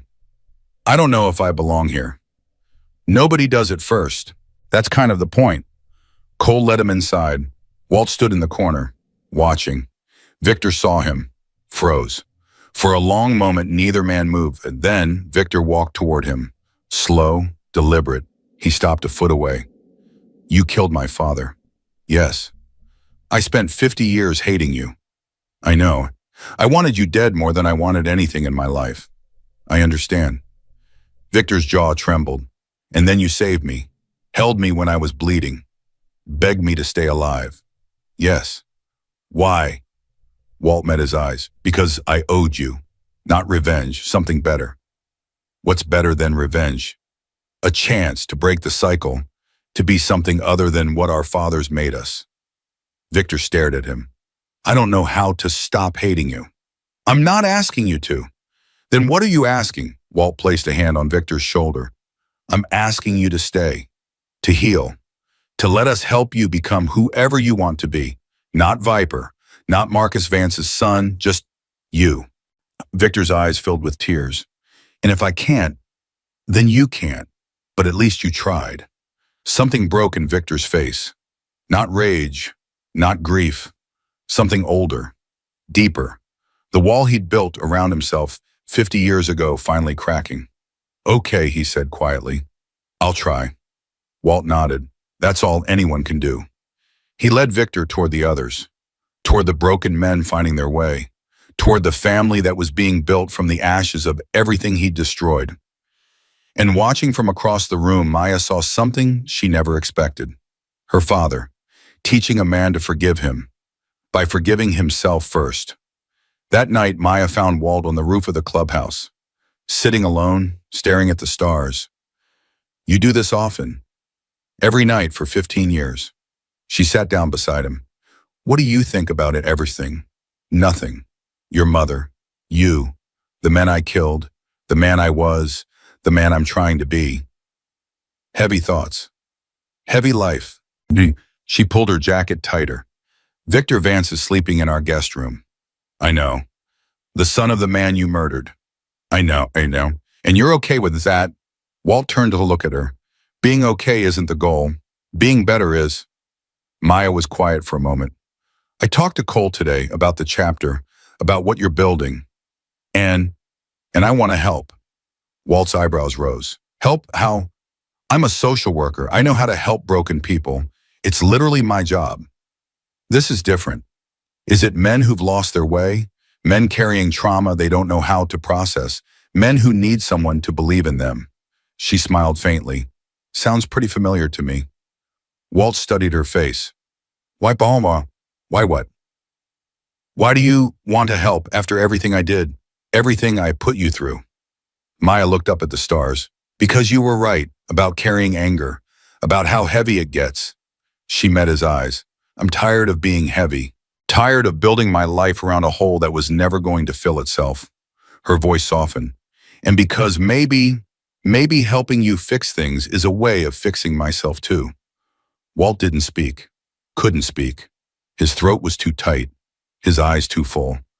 I'm not forgiving you, Maya said quickly. Not yet. Maybe not ever.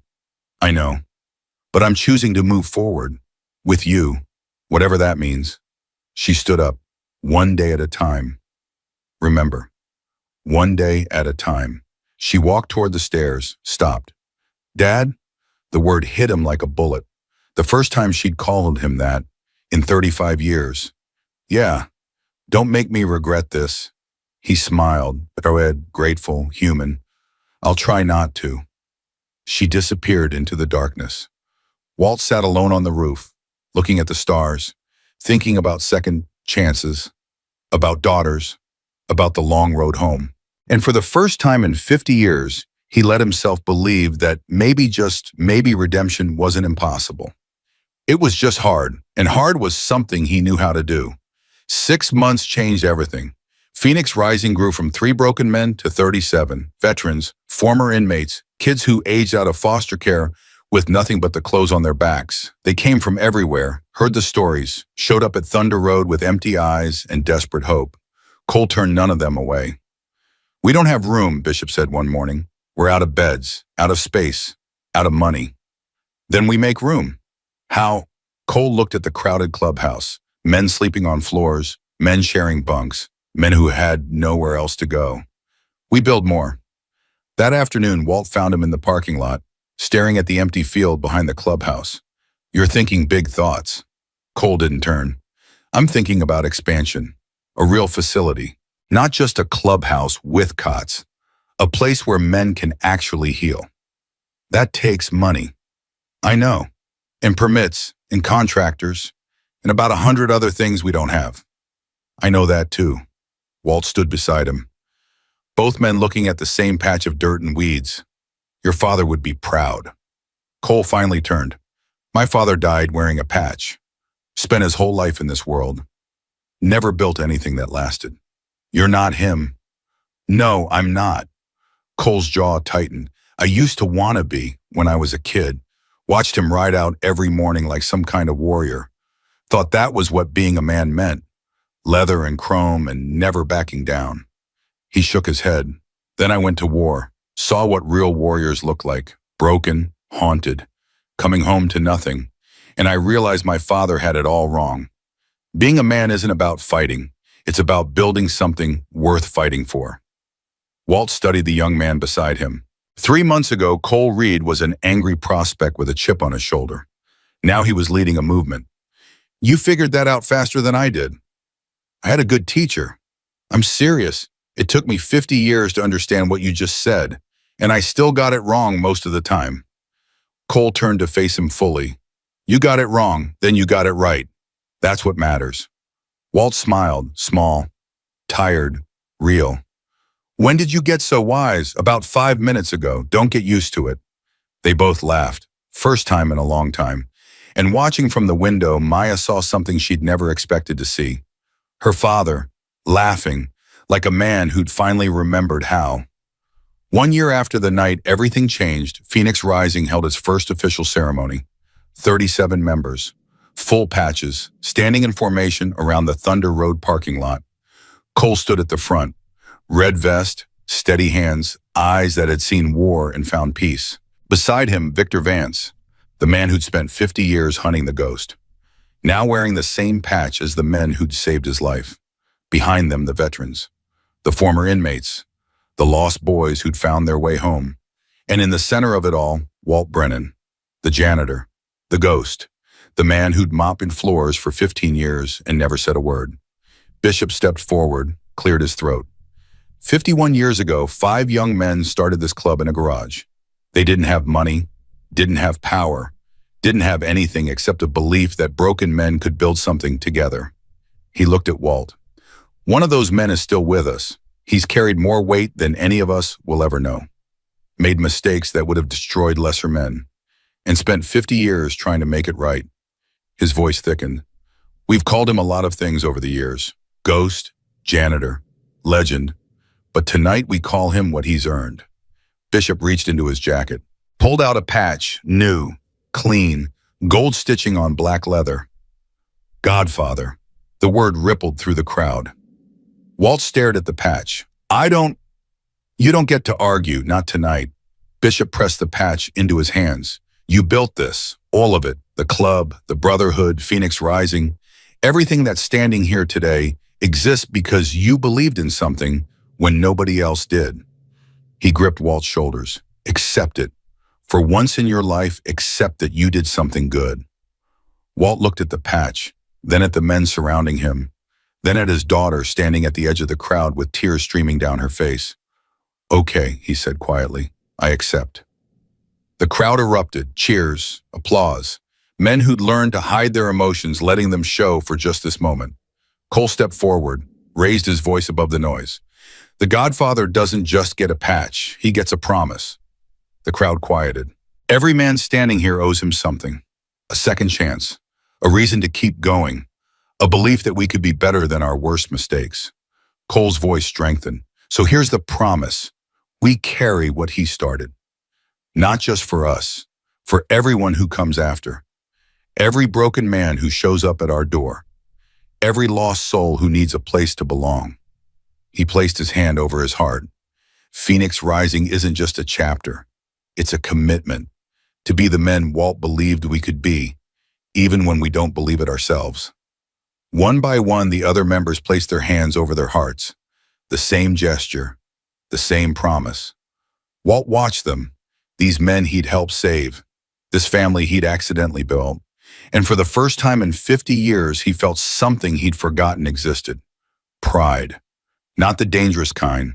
Not the kind that had driven him to kill and run and hide. The quiet kind. The kind that comes from knowing your life meant something. After the ceremony, Maya found him alone. Same corner he always occupied. Same spot where he'd been invisible for 15 years. You okay, Bata? I don't know. That's honest. I'm trying something new. She sat beside him. Godfather, that's a big title. Too big. Maybe, or maybe it's exactly right. Walt looked at her. I never wanted titles, never wanted recognition. I just wanted to make things a little less broken than I found them. You did more than that. Did I? Maya gestured at the room. Men laughing, men talking. Men who had been strangers 6 months ago now treating each other like family. Look at them. Really look. Walt looked. Every single one of them was lost, hopeless, ready to give up. And now they're standing tall, believing in something, believing in themselves. She touched his arm. You did that. Not alone, but you started it. You planted the seed. Walt's eyes glistened. I spent 50 years running from what I did, hiding from the monster I became. And now what? Now I don't know who I am anymore. If I'm not the ghost, if I'm not the janitor, if I'm not running or hiding, who am I? Maya smiled. You're my father. You're Cole's mentor.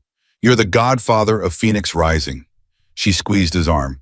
And you're a man who's finally learning that it's okay to stop punishing himself. Walt wiped his eyes.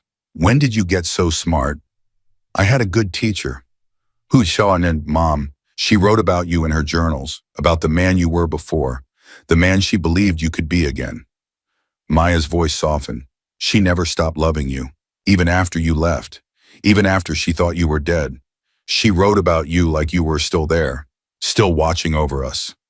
I was, in a way. I know, and I think she knew too, somehow. They sat in silence for a moment, father and daughter, 50 years of distance slowly closing. Dad? Yeah. I'm glad you're not dead. Walt laughed. Wet, broken, beautiful. Me too, sweetheart. Me too. 2 years after Phoenix Rising began, they broke ground on the new facility. Walt insisted on turning the first shovel of dirt himself. You sure about this? Cole asked. It's a lot of ground to cover. I've got time. But they both knew that wasn't entirely true. Walt was 70 now. His knee had gotten worse. His hands shook more than they used to. Some mornings he couldn't get out of bed without help. Time was running out. He just wasn't ready to admit it yet. The facility took 18 months to build. Maya designed the counseling center. Cole oversaw construction. Victor managed the fundraising, turning his criminal connections into legitimate donors. They called it Brennan House. Walt argued against the name. It should be called something else. Something that isn't about me. It's exactly about you, Maya said. Everything in this building exists because you believed it could. But no buts. You've spent your whole life avoiding credit, hiding in shadows, letting other people take the spotlight. She crossed her arms. Mom, this time This one has your name on it, and you're going to live long enough to see it open." Walt looked at his daughter, this woman who'd hated him, then forgiven him, then loved him, in spite of everything. "Okay," he said quietly. "Brennan House. Was that so hard? You have no idea." The grand opening drew 300 people, politicians, donors, veterans groups, media from all over the state, but the people who mattered most weren't wearing suits. They were wearing leather. Phoenix Rising members lined the entrance, full patches, standing at attention, honoring the man who'd given them a second chance. Cole gave the opening speech. "3 years ago, I was lost, angry, ready to destroy myself and everyone around me. Then I met a janitor who looked me in the eye and told me I was better than my worst mistakes." He paused. "That janitor is standing behind me right now. His name is Walt Brennan, and this building exists because he never stopped believing that broken men could be fixed." Applause rippled through the crowd. Walt stepped forward. Slowly, his knee ached, his heart raced. "I don't deserve this," he said, his voice rough. "I've done terrible things, hurt people, destroyed lives, spent 50 years running from the monster I became." He looked at the building bearing his name. "But somewhere along the way I learned something. Redemption isn't about erasing the past. It's about building something better in spite of it." His eyes found Maya in the crowd. "My daughter taught me that. My brothers taught me that. Every man who walked through the doors of Phoenix Rising taught me that." He straightened. "So this building isn't for me. It's for them. For every lost soul who needs a place to belong. For every broken man who thinks he's beyond repair." His voice strengthened. "You're not. I promise you. No matter what you've done, no matter how far you've fallen, there's always a way back." He gestured at the building. "This is that way." The crowd erupted. And standing in the back, Victor Vance wiped tears from his eyes. The son of the man Walt killed. Applauding the man who'd murdered his father. Because some wounds heal. And some enemies become family. 3 months after Brennan House opened, Walt collapsed. It happened in the courtyard, middle of the afternoon. One moment he was talking to a new recruit. The next he was on the ground. Cole reached him first. Walt, can you hear me?" His eyes were open, confused, scared. "What happened?" "You fell. Don't move. Maya, call an ambulance." The hospital room was white, sterile, full of machines that beeped and hummed. Walt hated it. "I want to go home." "You can't," Maya said. "Not yet." "I'm fine." "You had a heart attack. That's not fine. It was a small one." "Dad." The word still hit him every time she said it. "There's no such thing as a small heart attack. You're 70 years old. Your body has been through more than most people survive. You need to rest." "I've rested enough, 50 years of rest." "That wasn't rest, that was hiding. There's a difference." Sheila looked at his daughter. "You're not going to let me win this argument, are you?" "No." "Your mother was the same way, Maya. I know, I read her journals." Walt smiled weakly. "She would have loved you, the woman you became." "She did love me. I felt it, even when she was gone." Maya took his hand. "Dad, I need to ask you something." "What? Are you scared?" Walt was quiet for a long moment. "No," he finally said. "I was scared for 50 years. Scared of being caught. Scared of being found. Scared of facing what I'd done." He squeezed her hand. "Wait. But I'm not scared anymore. Whatever comes next, I'm ready." "You're not dying today." "I know, but someday. And when that day comes, I want you to know something." "What?" "These last 3 years, with you, with Cole, with everyone at Phoenix Rising, they've been the best years of my life." His eyes glistened. "I spent 50 years thinking I didn't deserve happiness, didn't deserve family, didn't deserve to be loved." He looked at her. "You proved me wrong every day, just by being here, just by calling me Dad." Maya's tears fell freely. "I love you." The words came out before she could stop them, before she could think about everything he'd done, everything he'd put her through. She said it anyway, because it was true. "I love you too, sweetheart, more than you'll ever know." They held each other in that white room, father and daughter, finally, after everything. Walt recovered, Slowly, stubbornly, he was back at Brennan House within 2 months. Against doctor's orders, against everyone's advice. You should be resting, Cole said. I'll rest when I'm dead. That's not funny. Wasn't trying to be funny, just honest. But everyone could see the change. Walt moved slower now, spoke softer, spent more time sitting than standing. The fire that had driven him for 70 years was finally dimming. On his 71st birthday, Phoenix Rising threw him a party. 300 people, members, families, everyone whose life he'd touched. Victor gave a toast. 50 years ago, this man killed my father. I spent my whole life hating him for it, wanting him dead, wanting revenge. He raised his glass. But then he did something I never expected. He looked me in the eye and said he was sorry. Not to save himself, not to avoid punishment, just because I deserved to hear it. His voice cracked.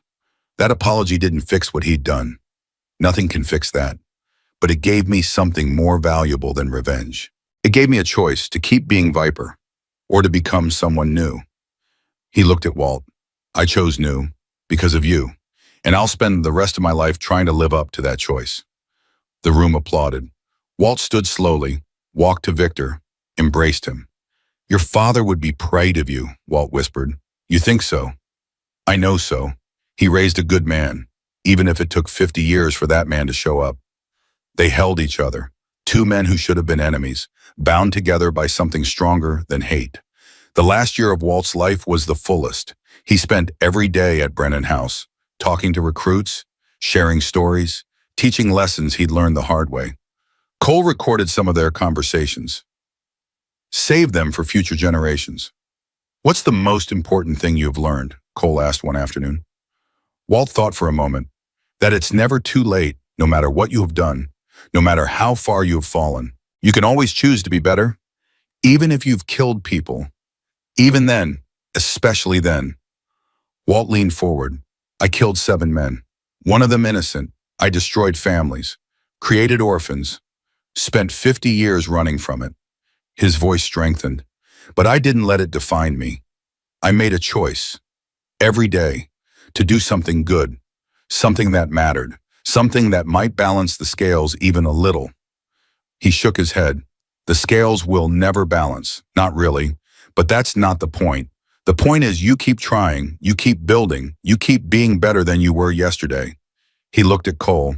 That's the only redemption any of us get.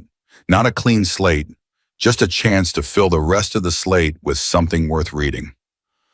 Cole saved that recording, played it at every new member orientation, made it the foundation of everything Phoenix Rising stood for. Walt died on a Tuesday, peaceful, in his sleep, Maya beside him, holding his hand. He'd asked to be moved from the hospital to Brennan House for his final days. The doctors said no. Maya overruled them. He built this place. He deserves to see it one more time. So they set up a bed in the main hall, surrounded by the men he'd saved, the family he'd built, the legacy he'd created. His last words were to Maya, "Tell them I said thank you for giving an old ghost something to believe in." She promised she would, and then he closed his eyes, and the ghost finally rested. The funeral wasn't a funeral. It was a ride. 500 motorcycles, every chapter in the western states. Men who had never met Walt but knew what he'd done. They gathered at Thunder Road, engines idling, leather gleaming. Cole stood at the front. Walt Brennan didn't want a memorial. He didn't want speeches or flowers or people crying over his grave. He kicked his bike to life. He wanted a ride, one last ride, with the brothers who loved him. The engines roared, 500 strong. They rode in formation. Through the streets of Thunder Road, past Brennan House, past the crossroads where Walt had faced Viper all those years ago. They rode for 3 hours, silent, together. And when they reached the overlook, the cliff where Walt had once scattered his wife's ashes, they stopped. Cole dismounted, walked to the edge, held up a small urn. 50 years ago you left this place, thought you didn't deserve to come back, thought the world was better off without you. His voice carried over the wind. You were wrong about all of it. You deserve to live. You deserve to love. You deserved to be called Godfather. He opened the urn. But you're home now, finally, with the woman you loved, with the son you lost, with all the men who rode before you. He scattered the ashes over the cliff. Rest easy, old man. We've got it from here. The engines revved, one final salute, then silence. Maya stepped forward, took Cole's hand. He would have loved this. I know. He spent his whole life running, and now he's finally still. Cole looked at the sky, the same sky Walt had watched for 71 years. He taught me something before he died. What? That redemption isn't a destination. It's a direction. You never arrive. You just keep moving towards something better. He turned to face the crowd. That's what Phoenix Rising is. A direction, a promise that we'll keep moving, keep building, keep being better than we were yesterday. He raised his voice. He was just a janitor. He swept floors, he mopping blood. He never asked for credit or recognition or fame. His words echoed off the rocks. But one sentence from him changed everything. For me, for Viper, for every man standing here today. He placed his hand over his heart. They called him Godfather, but I called him something better. His voice broke. I called him Date. The crowd erupted. Not in grief, in celebration. Because Walt Brennan hadn't just died, he'd left something behind, something that would outlive all of them. A legacy. 5 years later, Maya stood in front of Brennan House. Different now. Bigger. A whole campus where a single building had been, 300 residents, 100 staff members. Programs that had spread to 12 states. And all because an old janitor said one sentence in a biker bar. Cole walked up beside Ver, gray in his beard now, lines around his eyes. You okay? I'm good, just thinking. About him, always about him. She looked at the bronze statue in the courtyard. Walt Brennan, mop in hand, head held high. He would have hated that statue. I know, that's why I approved it. Maya laughed. He taught me something, you know, before he died. What? That the best revenge against your worst self is becoming your best self. Not to prove anything to anyone else. Just to prove it to yourself. She touched the statue's base. He spent 50 years punishing himself for what he did. Then he spent the last 3 years proving that punishment wasn't the answer. What was up building, creating, leaving something better than you found? She turned to face Cole. That's his real legacy. Not this building, not the programs, not even Phoenix Rising. Then what? The belief that it's never too late, that broken men can be fixed, that ghosts can find their way home. Cole nodded slowly. That's a good legacy. It's the only one that matters. Inside Brennan House, a new recruit was getting his orientation. 23 years old, just out of prison, eyes full of fear and hope and desperate uncertainty. The counselor handed him a tablet. Before we start, we show every new member this video. It's the foundation of everything we do here. The young man watched. An old man's face filled the screen. Tired eyes, rough voice, words that cut through everything. It's never too late. No matter what you've done, no matter how far you've fallen, you can always choose to be better. The video ended. The young man looked up. Who was that? The man who started all this, Walt Brennan. They called him the Godfather. Is he still alive? No, he died 5 years ago, but his legacy lives on. In this building, in Phoenix Rising, in every man who walks through these doors looking for a second chance. The counselor smiled. Including you. The young man stared at the screen, at the old man's face, at the words that would change his life. He was just a janitor. He was just a janitor. And he built all this, not alone, but he started it. He believed it was possible when nobody else did. The young man wiped his eyes. Can I watch it again? You can watch it as many times as you need. And outside, Maya walked through the courtyard one last time, past the statue, past the gardens, past all the men whose lives had been changed by an old ghost who refused to stay dead. She stopped at the edge of the property, looked back at everything her father had built, everything she'd helped him build, and she smiled, because legends don't die when their hearts stop beating. They live on in the people they saved, in the choices those people make, in the echoes that ripple out forever. Walt Brennan was just a janitor. He swept floors. He mopped blood. He never asked for recognition. But one sentence from him brought 50 Hell's Angels to their knees. One choice from him saved hundreds of broken men. One life flawed, failed, redeemed, proved that it's never too late to become who you were meant to be. They called him Ghost. They called him Godfather. But his daughter called him something better. She called him Dad, and that was the only title that ever mattered.